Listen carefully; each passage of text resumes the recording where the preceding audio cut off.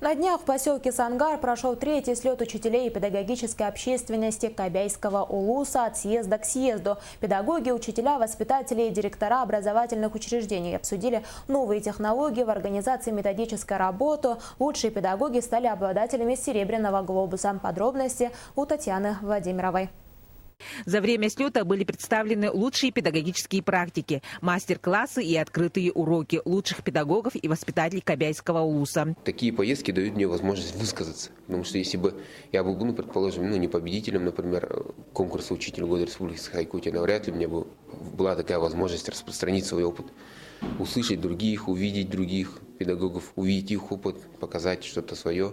На слет приехали также из самого отдаленного наследия Кобяйского улуса учителя из села Себянь-Кюль. Свой мастер-класс на тему «Материнский наказ» педагоги посвятили 75-летию народного писателя, своему земляку Андрею Николаевичу Кривошапкину и его произведениям. Мои учащиеся свободно владеют родным и венским языком, участвовали во всех республиканских конкурсах и олимпиадах. 2016 год глава республики Егор Борисов объявил годом благоустройства.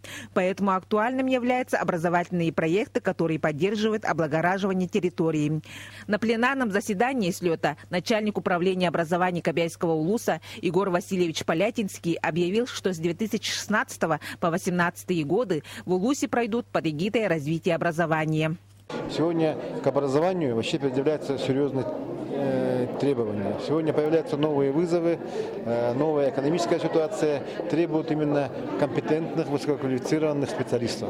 Поэтому на первом этапе среднее образование для этого, для воспитания человека, большой буквы, личности, конечно, будет играть огромную роль. В рамках мероприятия прошли конкурсы «Учитель года», «Воспитатель года» и торжественное вручение по итогам конкурса «Серебряный глобус». Главной целью таких мероприятий является повышение престижа педагогического образования. Татьяна Владимирова, НВК Саха, Кобяйский улус.